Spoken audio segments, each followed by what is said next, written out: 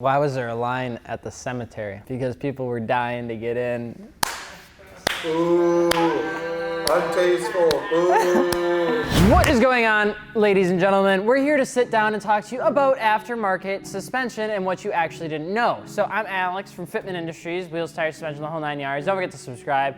Let's just get right into it by also letting you know that we have another giveaway with Clutch Wheels. We have this sweet pink t-shirt that you can pick up. Gives you a chance to win a t-shirt. Wait, no, it gives you a chance to win a set of wheels. You get the t-shirt because you bought it, so that makes sense. And all of that sort of stuff. And there's a couple other ways that you can enter, but the description link is below. And if you guys haven't subscribed yet, you're gonna want to, because look at all the cool stuff that you could be watching us do. I'm just looking at memes. Getting right into the beginning of it, not all coilovers are created equal. And although it sounds like a pretty simple thing to understand, people don't really get that truly not all coilovers are created equal. There's a whole different slew of coilovers that you can buy. You can get full body coilovers that are available with 3 types of damping adjustability. The first being a coilover that has like the manufacturer already preset the damping to what they believe is best for your vehicle. You have different types of coilovers, which are valved for whatever types of springs that they're with, which might be a good choice for those that aren't very familiar with coilovers or how they work. And if you're a novice, it's actually the best way to go. There's other types of suspension systems that are set up to where they're more adjustable and not actually preset at all, so that you can dial them in yourself if you're more of an experienced individual. And there's coilovers pretty much set up for every step of your automotive lifespan. And we've all started from somewhere, and that's kind of just the way you learn. So don't feel bad if you're going into something that's a little bit more preset.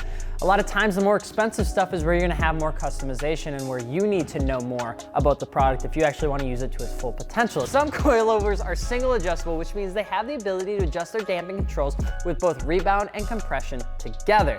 While coilovers that are double adjustable can adjust their compression and rebound independently from each other, which actually is going to help you with dialing it in on both different types of situations, whereas the other one is more universal. Now, some of the higher end coilover brands out there range all the way up to 32 different set positions that you can do to adjust your damping, and some are definitely more particular and specific than others. It pretty much all depends on how much the user puts into the coilover. If someone is just looking to slam their car and nothing else, it wouldn't make a ton of sense to get something with the most expensive coils out there that are gonna give you a million different options. However, for somebody that goes to the racetrack and races their car, it would make more sense for them to get a higher end coilover because they were more than likely to put those adjustments to actual use. Plus, those high end coilovers are going to end up having more specific dialed in intricacies on the inside of the bodies. A lot of times with some of the lower end quality coilovers, those numbers actually don't mean a whole lot. And while they may say they're 32, they may actually only be like 16. Some actually don't even adjust at all, and it's kind of just a crummy thing. But you're gonna wanna make sure that if that's something you're really looking into, that those numbers and those adjustments actually mean something. There's also the matter of a monotube shock versus a twin tube shock. Now, a monotube shock has a single chamber where the top section is hydraulic fluid and the bottom section is filled with gas. And while a twin tube has 2 chambers, one that sits inside the other, the inside chamber has the hydraulic fluid while the outside chamber holds the gas. It's just 2 different setups depending on kind of what you're actually really looking to do. There's pros and cons to both. Typically a monotube shock will provide better ride quality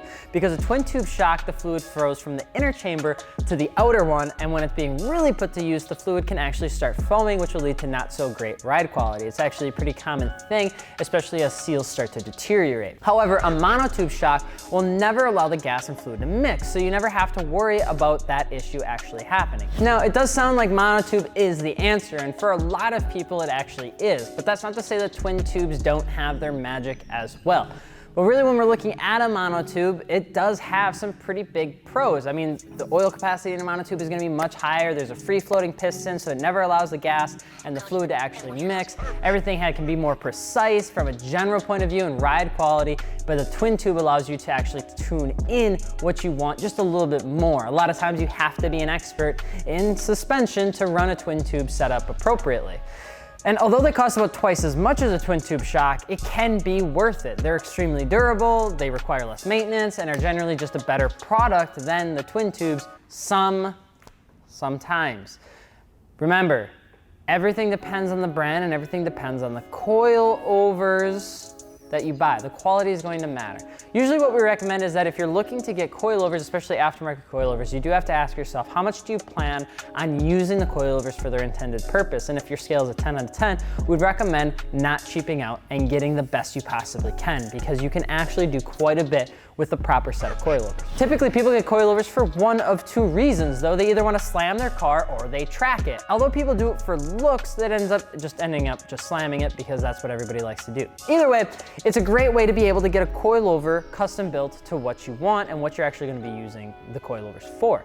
And that's what a lot of companies actually out there are doing now, and what you can come to expect from buying aftermarket suspension. You can get anything from custom spring rates, shock length, valving, and even different brands of springs. So for example, Fortunato, which we have out there now, has all of these options. And there's some other companies out there like BC Racing that also offer spring upgrades and some other customizable options. It is important to remember that you're not just going to want to get the most expensive thing on the road, because the coilovers aren't really something you can really brag about a whole lot, because not a lot of people see it. More than likely, you're just going to feel it. And if you're not planning on using them for their intended purpose, it's not really going to matter. Sometimes it's okay to not go over the top and just buy what's going to be used. And there's not going to be really a point in spending a ton of money on coilovers that are meant specifically for track use if you never plan on doing that at all.